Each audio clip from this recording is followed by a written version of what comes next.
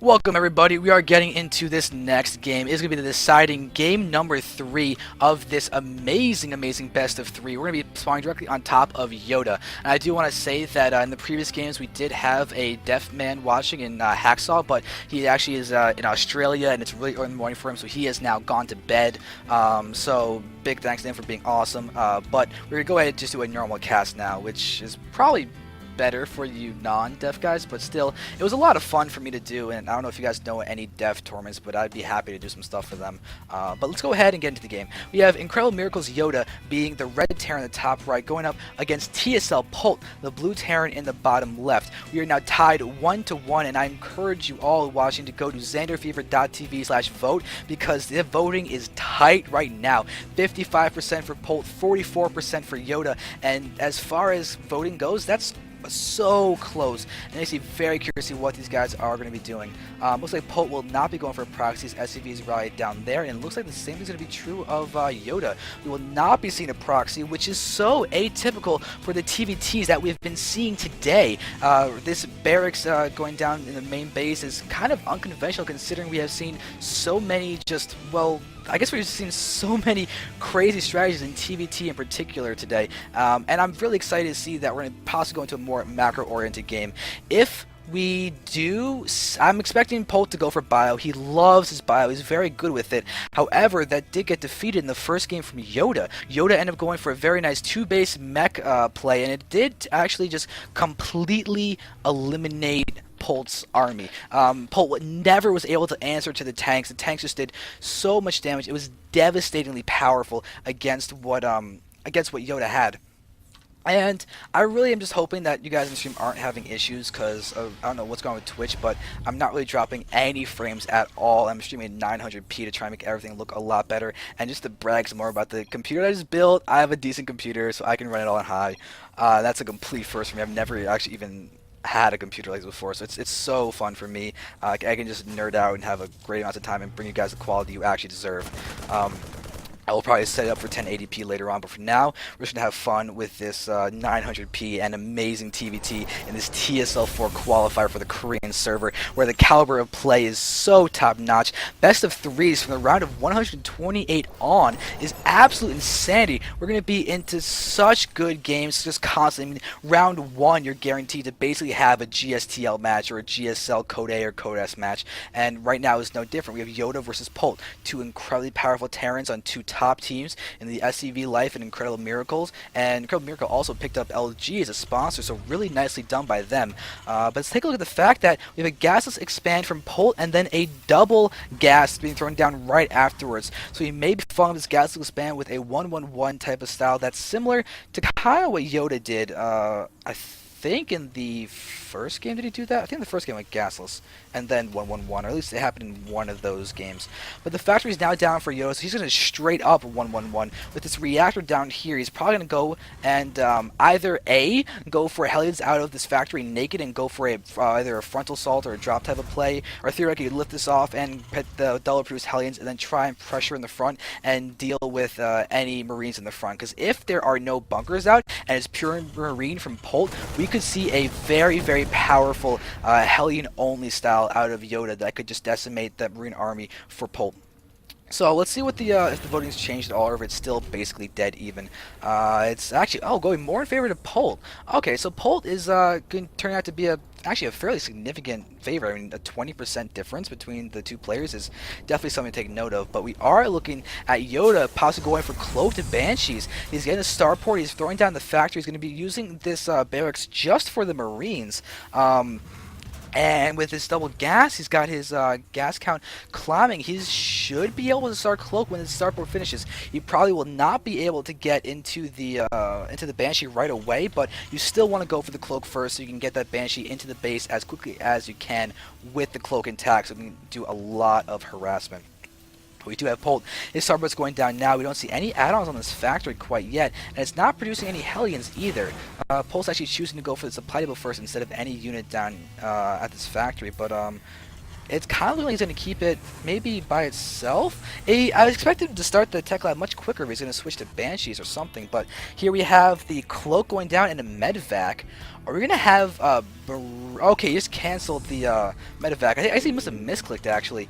He probably just like went down there and darted down here with his mouse and just ended up clicking Medivac. That'd be probably the most likely scenario. I'd imagine that, so.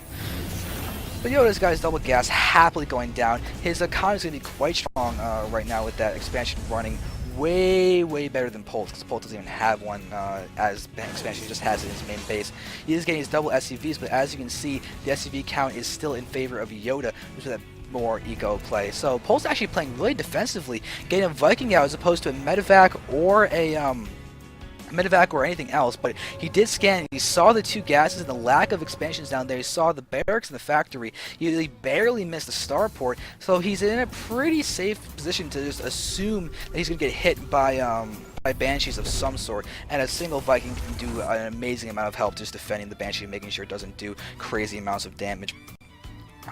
This Banshee though is going to have a lot of fun using this cliff area as a good avenue of assault, and unfortunately for Polt, he's pushing out right now when the Banshee is making its way into the natural along with the SCV transfer and everything. So Polt's going to control the middle of the map at the same time as the Banshee is going to start engaging right now. We have the Cloak engaged, and we've had 2 kills so far, 3 kills so far, and then we get the 4th one in a moment, but the Viking is now here. Medivac as well. The Medivac will do wonders for healing SCVs and just eliminating a lot of possible damage that the Banshee could do. But so far we have a fair amount of kills that have gone down. There is the scan. This is going to be a very dead Banshee, and YoDa is not even worried about it dying. He does get 7 kills off, so that's nice. Polt may go for a complete counterattack, but that would be destined to fail. 4 SCVs repairing a bunker filled with Marines. That is a terrible engagement for just pure Marines. They have stim, but there's no combat shield, and that is a very quick way to die. The Medivac support's going to be really key, but there we go. Polt will go ahead and start dropping in the main base. Another Banshee's coming out for YoDa. Alright, this Banshee coming out from YoDa. We could be in for some double-pronged harassing from the 2 Banshees. Polt could also work on taking out this Tech Lab. It looks like this factory actually wants to go on it next. Banshee does complete. We see the stim from the Marines. This starport's going to actually fall. There's no SCVs coming. That's going to die. We've got the command center now coming in. Actually, ooh, yeah, there we go. Starport does get picked off. As soon as he does that, Medivac, and Polt's going to stim again. Once again, he loves overstim. He's going to use it as effectively as possible to take down some of these SCVs down here in the back and get a full scout. Sees the eBay, but it's only a single eBay at the moment. But there we have the Marines. They're actually going to manage to take down another SCV. What the army's coming down here, because Polt went ahead and did another drop in the back, and that's going to completely let those Marines in here actually stay alive, and they kind of get taken care of. Did YoDa sees them. They're on his mini-map and everything, but they're so tiny. Nicola is running right now in stim and just sit over here, but oh, YoDa, there we go. Now he realizes that they're there. He's going to lose another SCV, though. Oh, he doesn't pull the SCV back in time, so he does end up losing that, unfortunately, which means Polt's harass was just that much more effective. But look at the food counts. We've got a lot of workers killed by both players, but YoDa is still higher. That faster expansion, he's got more SCVs overall, and now he's going to continue doing some more harassment with this Banshee. It is getting chased by the Viking, but still, it's looking to be like it's going to be able to do a little bit more damage. But no, it actually gets destroyed. It gets destroyed, and that's going to be really unfortunate for that Banshee's life. She does not get to return home. But over here, we actually just have a Marine sitting in play, and I actually just saw something on attack move down there. I think it's this Marine. It has 4-kill Marine. My God, that is a very powerful Marine, and it is about to actually lose its life, because if it's really going to end up engaging against this... it looks like it maybe not. Where'd it go? I thought it was going to go out for a scout. It looked like it was going for a scout. Did it go around a different pattern or something? Oh, yeah, there it is. Oh, look at that. It actually managed to stay alive. Look at the stim timing on YoDa, doing a great bit of damage. The Marines are so small in the mini-map, it's hard to actually pick them out effectively. But then we're going to see them putting back, and there's that 4-kill Marine, all healed up with the green scalpel lasers, which I find incredibly dubious in terms of the actual science behind it. I don't get how you can justify a green light healing bullet wounds and everything. Maybe regenerative tissue stuff? I don't know, but it's still incredibly odd. I don't know how Blizzard backed that up. I feel like it has something to do with a scalpel, and that makes even less sense. But the third base is now going to be coming in from YoDa, and that's going to be a huge benefit to his economy, as that's going to allow him to obviously get a lot more resources out. And with that coming out, we should be able to see him trying to get out a lot more tanks. Because at the moment, we see the tank play is once again in favor of Polt. That was something that benefited Polt so much in the other games. And holy God, YoDa's got fast hands. 285 APM for him is ridiculous. And just for the fun of it, wow, that's a lot of actually unique actions. So YoDa actually managed to make his very high APM work for him.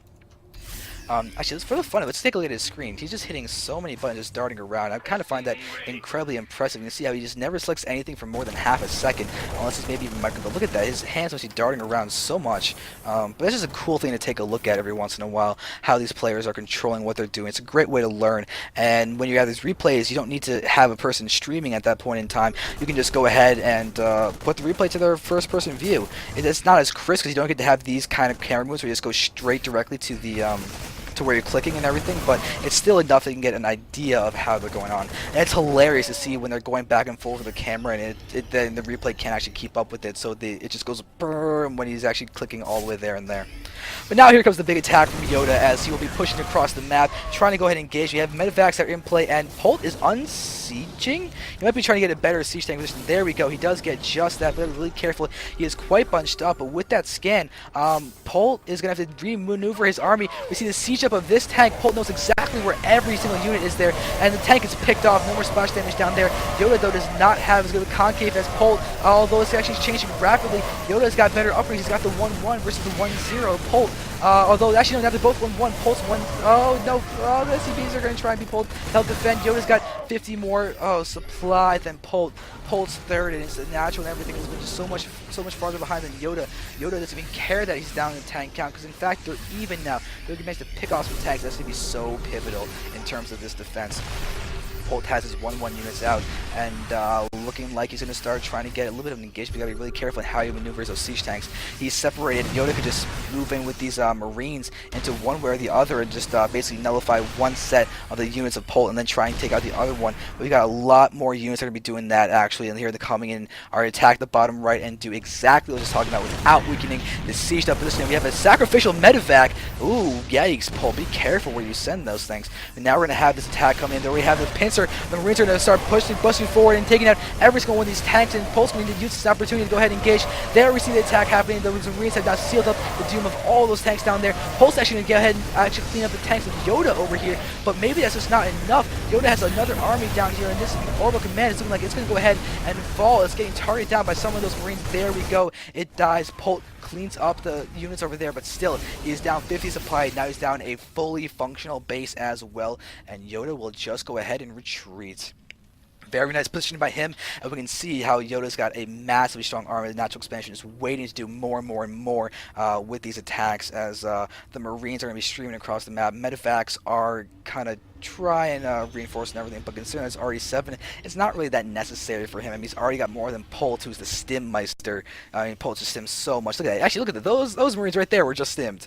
That's insanity. He stims so much. All right, so we have 2-2 out for YoDa. If we look at Polt right now, he's technically at 2-1, but where is his e-base? There we go. He's actually getting his 3-2 at this moment in time, but here we have YoDa to be pushing again. We might be into a little bit of a base trade, but if YoDa can go ahead and get some more tanks into his main base and everything, you can easily siege up and try and get a good defensive spot. Look at it. This actually is the PF that's morphing. That's going to be actually really important to focus down. The siege tanks do a great bit of damage while that is falling, but we've got this army down here wrecking the natural expansion of Polt. The PF is getting closer and closer to completing. This SCVs are actually choosing to engage instead of repair, but there we have the stim of these Marines are getting slowly picked out. The PF is like it will be able to finish, and all of the units from here from YoDa. I don't think Polt's going to be yep, GG from Polt does get called. GG from Polt, and that is going to seal the victory. And what happened to my background image? Why did that go away?